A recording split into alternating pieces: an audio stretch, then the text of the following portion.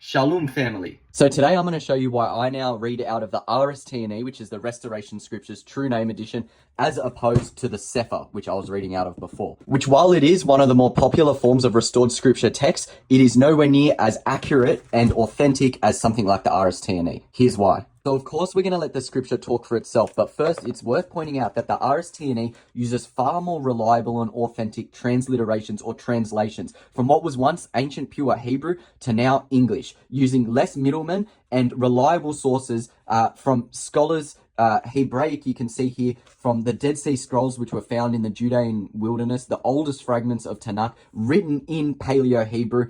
Its main translations coming from the LXX Septuagint, which, as we can see here, is the Greek translation of the actual Hebrew Tanakh, Old Covenant, done circa 200 to 150 BCE by 70 Hebraic scholars from Yerushalayim. These were Yehudi men walking in the way and truth of our Father, Yahuwah, our Messiah, Yahushua HaMashiach. Far more reliable than the doctored rabbinic anti-Messiah Masoretic text, as well as the Aramaic Peshitta, which was the biblical canon that was actually curated and looked over by Yehukanon HaMakbil himself, John the Immerser, all people who believed and walked uprightly in the way of our Father and Messiah, Yahushua HaMashiach. Whereas, as you can see here, the Masoretic text, which this Sefer is based on, was written by doctored rabbinic anti-Messiah scribes, which you can actually research into for yourself. But these people didn't believe in our Messiah, Yahusha. Whereas these three main translations, being the Dead Sea Scrolls, LXX Septuagint, and the Peshitta, were all written by believers in Mashiach, who were walking uprightly in his way, therefore transliterating his text based on truth, based on the way, as opposed to these rabbinic anti-Messiah people who were, of course, doctoring their text, meaning they were changing it to suit their doctrine. Now, this is super easy stuff to do more research in and gain more of an understanding and conviction in yourself. I'm, of course, just using the front page of the RSTNE because the people who curated this text feel strongly about the topic, as do I, and as should anyone that wants the pure truth of the word. And, of course, the word written in its most ancient form, its most truest and purest form. And so that's what these guys most certainly are doing. And they even have the name of our Father Yahuwah and our Messiah Yahusha written in Paleo-Hebrew all throughout the scriptures. It's so awesome. Anyway, that's enough of me talking. Of course, I love it, but let's let the scripture translations and examples talk for themselves. So we're at Romans chapter 5, and we're going to look at verse 3 to about verse 7 or 8. Now, we've got the RSTNE here and the Sefer here. Of course, there's a bunch of different examples. I'm just going to show you a couple that really stand out to me, and you can judge for yourself. Remember, this one's based off believers in the way, the truth, and the life of our Messiah Yahusha, of the Word, and of the commandments, statutes, and judgments of the Word. This one, the Masoretes, which were anti-Messiah believers, meaning they didn't believe in our Messiah's coming, and they also changed a lot of things to suit their doctrines. Let's have a look. So we've got Shaul, or Paul, saying, and not only so, but we, Tiferath, which is beauty or esteem, in tribulations also, knowing that tribulation works patience, patience experience, hope, and hope makes us bold. Remember that, hope makes us bold. Because the love, ahava, of Yahuwah is shed abroad in our labut, in our hearts, by the Ruach HaKadosh, the set-apart breath that is given to us. For when we were yet without strength, in due time Mashiach died for the unrighteous. Our Messiah died for the unrighteous. Hardly for a wicked man will one die, yet maybe for a good man some would even dare to die.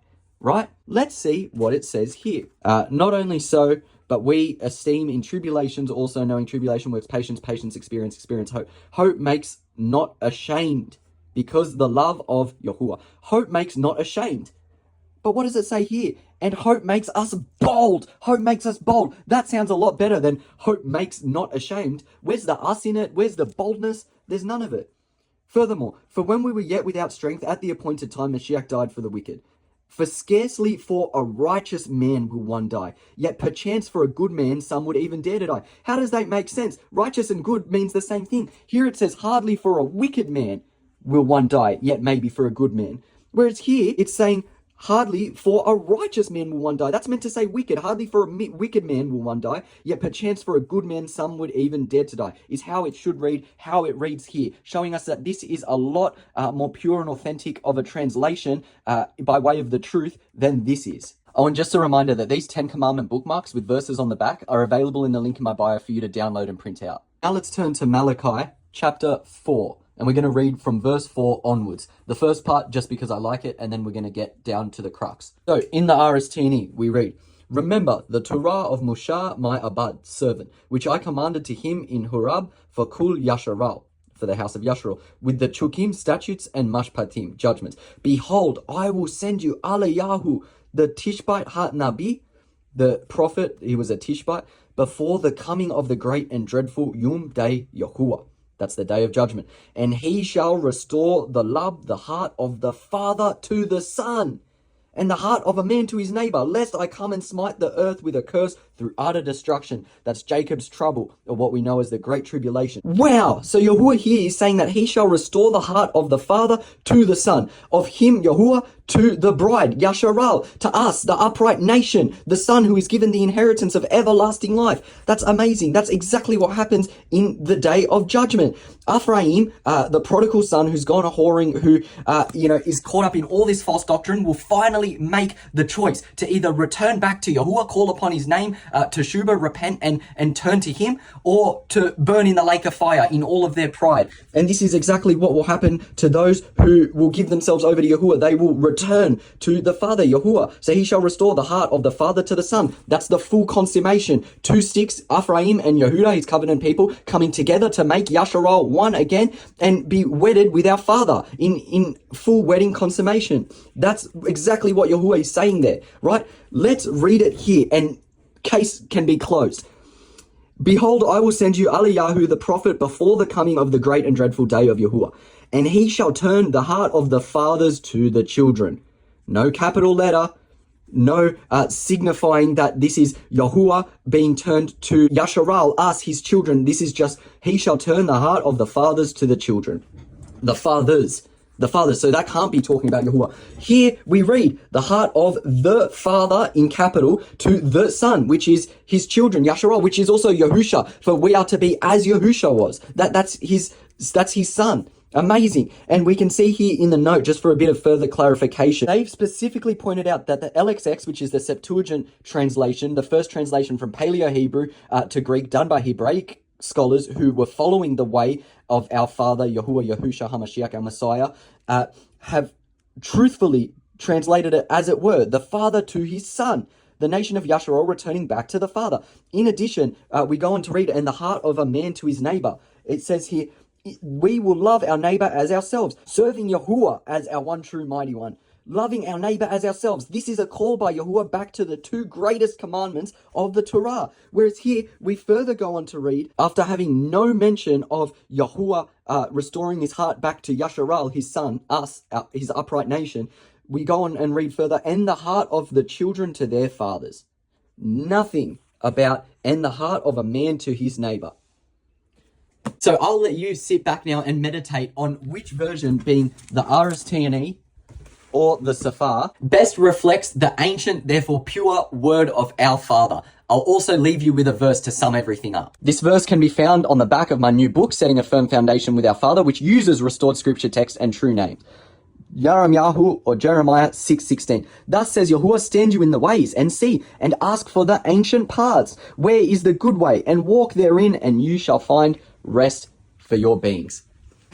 Guys, hallelujah, Yahuwah, praise be to Yahuwah, our Father, for restoring us to the ancient paths. He says in Revelation 3:11, behold, I come quickly, hold fast to that which you have, and let no man take your crown.